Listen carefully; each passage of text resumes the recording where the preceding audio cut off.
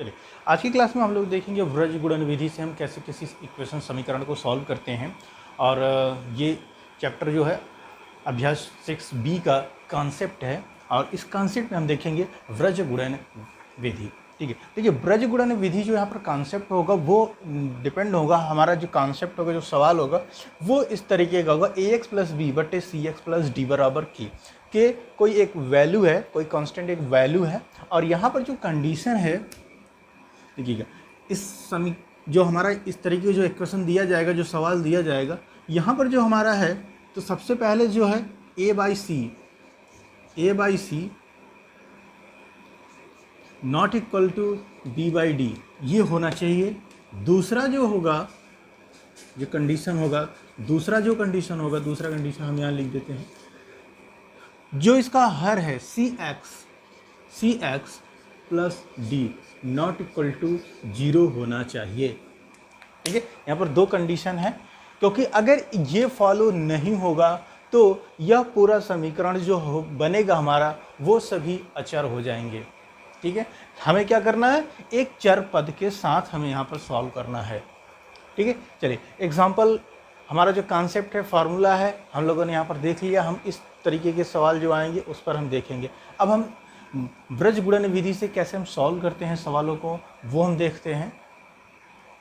ठीक है, पहला एग्जाम्पल है 20x प्लस 6 बटे 3x प्लस 2। ठीक है, ये सवाल है हमारा और बराबर होगा 6। पहला एग्जाम्पल, हमें इसको सॉल्व करना है। देखिए सॉल्व करने के हमारे पास यहाँ पर दो तरीके हैं, जो अभी हम लोगों ने पंचांतर विधि से, गुणन विधि से देखा था, उस तरीके से भी हम इसको सॉल्व कर सकते हैं, लेकिन हमें अब इसे ब्रज गुणन विधि सॉल्व करना है। तो ब्रज गुणन विधि होता क्या है, देखिए ब्रज गुणन विधि जो होता है वो हम यहाँ पर आपको जनरल देखते हैं। पी बाई क्यू, मान लीजिए कोई एक आपका संख्या है, परिमेय संख्या है, पी बाई क्यू मतलब परिमेय नहीं, मतलब ये हमारा सवाल है, बटे के फॉर्म में है, बराबर x बटे y।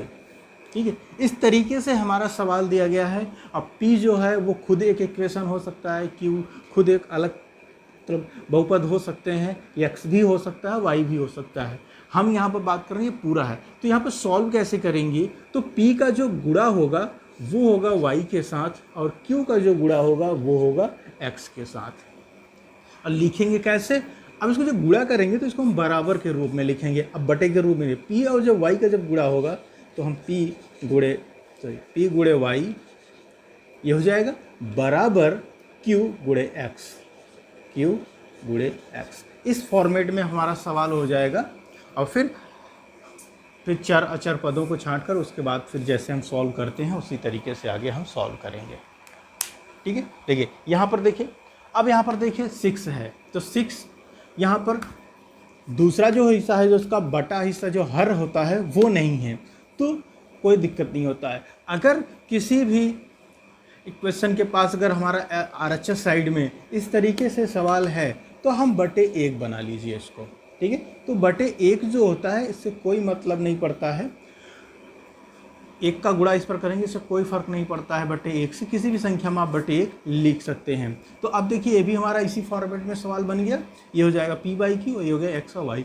अब सेम उसी तरीके से हम गुणा करेंगे, तो p का गुणा हम 1 में करेंगे और 3x प्लस 2 का गुणा हम 6 में करेंगे। तो देखिए 20x प्लस 6 गुणे 1, तो 1 का तो कोई फर्क पड़ेगा नहीं, इसलिए मैंने आपको दिखाने के लिए सिर्फ लिखा है यहाँ पर बराबर। अभी बराबर का चिन्ह होगा, अब ये 3x प्लस 2 का गुणा 6 में हो जाएगा, 3x प्लस 2 का गुणा 6।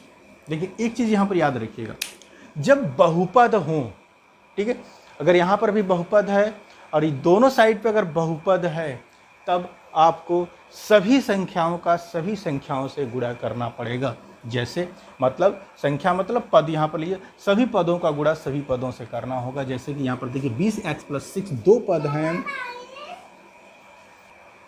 ठीक है, यहाँ पर देखिए 2 पद हैं और ये 1 है, तो यहाँ पर देखिए 1 का गुणा सिर्फ 2 ही में हुआ, मतलब 1 का गुणा पहले 20x में होगा फिर 1 का गुणा 6 में होगा। लेकिन अगर यहाँ पर भी 2 पद हैं, जैसे मान लीजिए x प्लस वाई या एक्स नहीं, कोई और संख्या यहाँ पर भी होगा।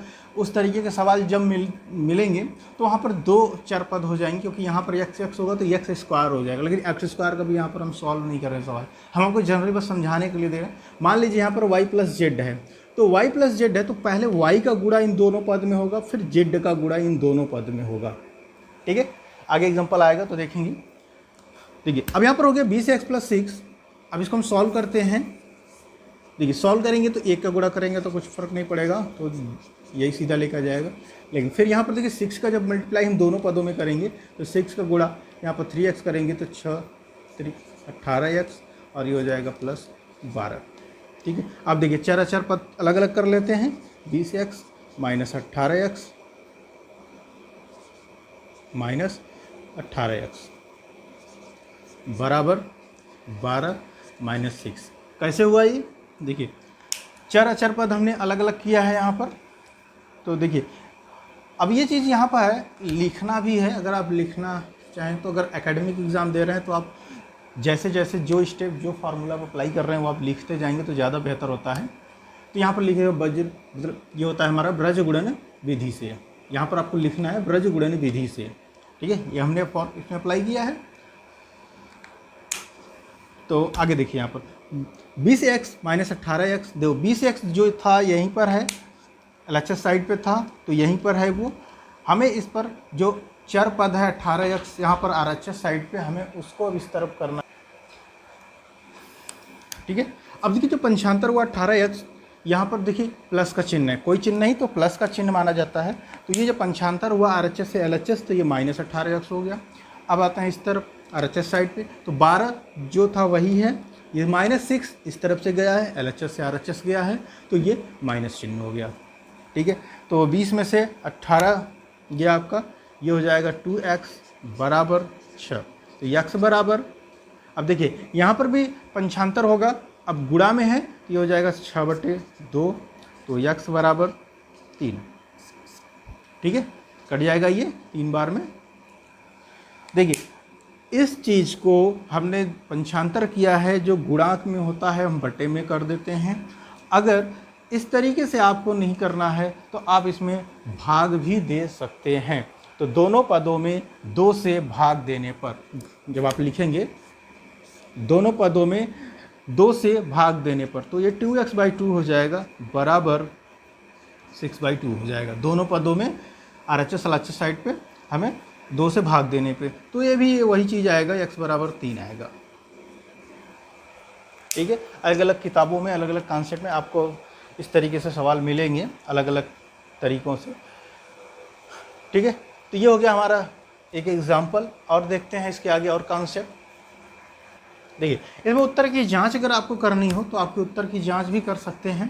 तो देखिए x बराबर 3 हमें यहाँ पर मिला है, तो हम 20x प्लस इसमें हम रख देते हैं x की जगह पर जो x का मान है 20 गुणे 3, 3 जो है x का मान है, गुणांक में 20x तो 20 गुणा में जाएगा, प्लस 6/3 गुणे 3 प्लस 2 बराबर 6। देखिए यहाँ बराबर 6 जो लिखा गया, ये इसको सॉल्व करके इसको लाना। अगर इसको सॉल्व करने पर LHS RHS दोनों बराबर होता है तभी आंसर सही होता है। 20 में 60 हो जाएगा, प्लस 6/9 प्लस 2 बराबर 6, ये हो जाएगा 66 और ये हो जाएगा 9 2 11 बराबर 6। ये देखिए कट जाएगा ना 6 बार में, ये 6 बराबर 6। आपका सवाल सही है। देखिए ये हो गया जनरल एग्जाम्पल है, और इससे रिलेटेड इस तरीके से कोई भी सवाल इस तरीके से आ सकता है, तो उम्मीद है आप सॉल्व कर लेंगे, लगा लेंगे। अब थोड़ा सा एक एग्जांपल देखते हैं वर्ड प्रॉब्लम का। भिन्नों से कुछ रिलेटेड कुछ प्रश्न आते हैं, जैसे x में कुछ जोड़ दिया जाए, मतलब अंश में कुछ जोड़ दिया जाए, हर में कुछ घटा दिया जाए तो कुछ हो जाता है। तो इस तरीके के जो सवाल आते हैं वो हम अब देखते हैं कि एग्जाम्पल, और उस तरीके के सॉल्व के बाद फिर हम लोग अगला चैप्टर सॉल्व करेंगे। देखिए हमारे पास एक वर्ड प्रॉब्लम है, एक कथन है यहाँ पर दिया गया है थ्योरेटिकली, और हमें इससे क्या करना है, एक समीकरण बनाना है, फिर उसके बाद उसको में सॉल्व करना है। देखिए हमारा सवाल क्या है, बहुत ही सिंपल सवाल है। 2 संख्याओं का अंतर 44 है। ठीक है, 2 संख्या, पहले देखिए छोटे छोटे संख्याएं भी, आगे मुझे वर्ड प्रॉब्लम बहुत मिलेंगे इसमें। पूरा ये वर्ड प्रॉब्लम, इस चैप्टर से हमारा वर्ड प्रॉब्लम ही स्टार्ट हो जाएगा पूरा। तो हम यहाँ पर पहले इस तरीके के छोटे छोटे इक्वेशन को पहले हम बनाना सीखते हैं, फिर बड़े से बड़े प्रॉब्लम को हम अपने आप सॉल्व कर लेंगे खुद ही। देखिए, दो संख्याओं का अंतर 44 है, इनमें से बड़ी संख्या में छोटी संख्या से भाग देने पर भागफल 5 है। सबसे पहले यहाँ पर देखिए, दो संख्याओं का अंतर 44 है, तो माना सबसे पहले हम करते क्या हैं, माना छोटी संख्या x है, ठीक है। अतः बड़ी संख्या क्या होगी,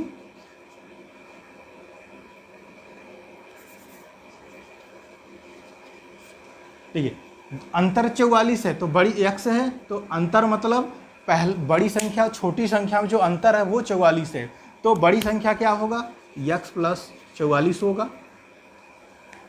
इनमें से देखिए, बड़ी संख्या में छोटी संख्या से भाग देने पर भागफल 5 आता है। समीकरण जो हमारा है वो इसी में है, ये जो दूसरा स्टेटमेंट है समीकरण इसी के अंदर है। तो देखिए, हमें दोनों संख्याएं मालूम चल चुकी हैं, तो अब हमें यहाँ पर समीकरण बनाते हैं। तो ये हो जाएगा हमारा समीकरण जो होगा, बड़ी संख्या में बड़ी संख्या x प्लस 44 है, तो x प्लस 44 है, बटे छोटी संख्या x है, हमने x लिख दिया, बराबर भागफल कितना है, 5 है। यही था हमारा समीकरण, हमारा समीकरण बन गया। अब इसको समीकरण को हमें सॉल्व करना है, किससे, देखिए समीकरण बनाइए, तो ये हमारा समीकरण जो है ये समीकरण बन गया ये। अब हमें इसको देखिए, अब इस समीकरण को हम लोग सॉल्व करते हैं। देखिए सॉल्व कैसे करेंगे, तो हमने आपको एक और तरीका बताया था। देखिए, अगर ये पूरे के बटे में x है तो ये पंचांतर करके भी हम सॉल्व कर सकते हैं। तो पंचांतर करेंगे तो ये पूरे का बटे में है, तो ये जब दूसरी साइड जाएगा, बराबर के दूसरी साइड जाएगा, तो ये गुणा में हो जाएगा। यानी कि ये जब सॉल्व करेंगे तो हमारा अगला स्टेटमेंट क्या हो जाएगा, x प्लस 44 बराबर 5x हो जाएगा, ठीक है। लेकिन हमें ऐसा नहीं करना है, हमें वृज्ज गुणन विधि से सॉल्व करना है। तो वृज्ज गुणन विधि से देखिए, यहाँ पर सिर्फ एक है तो अंश है, हर नहीं है यहाँ पर, तो बटे के फॉर्म में हम इसको करके एक बना सकते हैं। और फिर अब इसको हम क्रॉस मल्टीप्लिकेशन करेंगे, वृज्ज गुणन लगाएंगे यहाँ पर, तो ये हो जाएगा हमारा x प्लस 44 गुणे 1, इसका गुणा इस तरफ, उसका गुणा इस तरफ, ठीक है, बराबर x गुणे 5।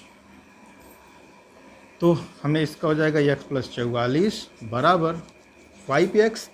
जब भी हम चर अचर संख्या का गुणांक में होता है हम लिखते हैं, तो अचर वाली संख्या पहले लिखा जाता है। ये याद रखिएगा, ये बीजगणित लिखने का तरीका होता है।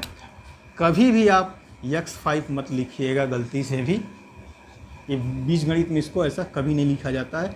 जब भी लिखा जाता है अचर पद को सामने लिखा जाता है अगर है तो, और एक x अगर कहीं बच गया तो हमें एक x, इसको कभी इस तरीके से नहीं लिखा जाता है। एक x का मतलब एक लिखना यहाँ जरूरी नहीं होता है, सिर्फ x लिखा जाता है, ठीक है। x का मतलब ही x है, सिर्फ एक x है, ठीक है। तो ये चीज़ें ध्यान दीजिएगा। गुणा में आप लिख सकते हैं यहाँ पर x गुणे 5, लेकिन जब आप इसको कंबाइंड फॉर्म में लिखेंगे, बीजगणित रूप में लिखेंगे, तब आप इसमें से अचर पद को हमेशा आगे करेंगे। तो अब यहाँ पर पंचांतर कर देते हैं चर अचर एक साइड, तो x बराबर x हो जाएगा ये, तो x अब ये पंचांतर हो जाएगा 5x इस साइड, तो माइनस 5x बराबर, और ये हो जाएगा माइनस 44, पंचांतर हो गया बराबर के दूसरी साइड, तो ये हो जाएगा माइनस 4x। देखिए एक x जो है, अब देखिए यहाँ पर देखिए x है, ये 5x है, तो अब यहाँ पर अगर आप कन्फ्यूजिंग टाइप का अगर हो रहा होगा तो देखिए यहाँ पर 5x है, तो x किस में से घटेगा, ये x जो है ये खुद एक काउंट है, ये मतलब ये 5x इसमें मतलब हो गया, ये x x x x करके 5 काउंटिंग करके लिखा गया है। और ये भी x एक, ये भी x एक इसका वैल्यू है जो कि इसमें से एक घट जाएगा, तो इसमें से एक x हट जाएगा, ठीक है। तो ये हो जाएगा आपका 4x, ठीक है। इसके आगे एक है, लिखा नहीं जाता कभी भी,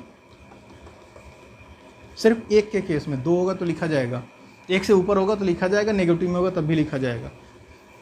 और जीरो कोई वैल्यू नहीं होता है यहाँ पर, जीरो का मतलब यहाँ कुछ नहीं, जीरो का मतलब ये पूरी संख्या ही हट जाएगी। ठीक है, तो जनरल चीज़ था ये। 4x बराबर 44 और x बराबर -44। अब यहाँ पर देखिए एक स्टेटमेंट और कर लेते हैं, गुणे -1। इसे हम दोनों तरफ -1 से गुणा कर देंगे तो ये हो जाएगा 4x बराबर 44 और यहाँ फिर आ जाएगा हमारा x बराबर 44/4 बराबर 11। ठीक है, भाग देंगे तो 11 आ जाएगा। और एक चीज़ यहाँ पर देखिए, थोड़ा सा मैंने आपको बताया मैं सॉल्व करने पर ध्यान देता हूँ, लेकिन एकेडमिक में हमें यहाँ पर थ्योरेटिकली चीज़ें हमें लिखनी होती हैं। तो थ्योरेटिकली चीज़ें मतलब हम जो करते हैं वो लिख देते हैं यहाँ पर, तो वो अगर चीज़ें आप लिखेंगे तो और अच्छा होता है। जैसे कि हमने यहाँ पर देखिए जो किया है यहाँ पर, तो इस स्टेटमेंट में हम इस स्टेटमेंट में लिखेंगे 5x, 44 का पंचांतर करने पर, पंचांतर करने पर, ठीक है। ये पता चलता रहे, जैसे हमने तो आपको बता दिया, लेकिन इस तरीके से अगर डायरेक्ट एग्जामिनर को मिलेगा लिखा हुआ तो वो नहीं समझ में आएगा। तो इसलिए हम यहाँ पर ये स्टेटमेंट लिखते जाते हैं आगे, और ये हैबिट अच्छा होता है। इसको हमेशा एकेडमिक एग्ज़ाम में इसको हमेशा लिखना होता है। और मल्टीपल चॉइस में तो आपको भी पता है, जितना कम से कम में आप आंसर ला दीजिए वही आपका बेहतर होता है। कुछ भी मत लिखिए, डायरेक्ट आंसर तक पहुँचिए 1-2 लाइन में सॉल्व करके, वो सबसे ज़्यादा हैबिट अच्छा होता है, ठीक है। लेकिन एकेडमिक एग्ज़ाम में जो रिटन एग्ज़ाम होता है वहाँ पर आप अच्छे से वर्ड लिखिए, अच्छे से स्टेटमेंट लिखिए, पूरे प्रोसेस लिखिए, समझाइए टाइम को देखते हुए, ठीक है। ये हो गया हमारा 2 संख्याओं का अंतर 44। तो हमने इस सवाल को हमने सॉल्व कर लिया।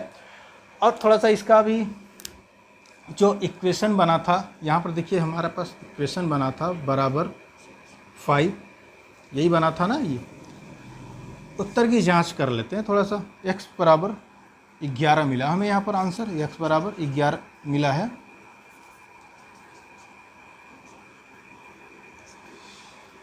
देखिए x 11 है, ये हो जाएगा 11 + 44/11 बराबर 5। ये आपका हो जाएगा 44 और 11 हो जाएगा ये 55/11 बराबर 5, ये बढ़ जाएगा 5 बराबर 5। देखिए LHS RHS बराबर है, तो हमारा आंसर सही है। चलिए कुछ एग्जाम्पल है, सवाल है, आप इसको ट्राई करिएगा। एग्जाम्पल नहीं, मतलब आपके लिए है ये, ट्राई करिएगा, सॉल्व करिएगा इसको और उत्तर की जांच करिएगा।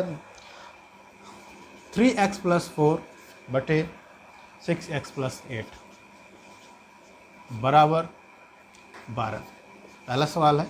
दूसरा है x + 7/2x - 6 बराबर 7, ठीक है। आपकी किताब का ही है, लेकिन इसको सॉल्व करिएगा, प्रयास करिए इसको सॉल्व करने का बीजगणित विधि से, ठीक है। तो आंसर कमेंट्स में बताइएगा। तो नेक्स्ट, अभी इस कॉन्सेप्ट में इतना ही, अब मिलते हैं नेक्स्ट चैप्टर में, 6B को सॉल्व करते हैं, ठीक है। थैंक यू, मिलते हैं नेक्स्ट क्लास में। अगर वीडियो अच्छा लगा हो तो लोगों तक पहुंचाइएगा ज़रूर। Thank you.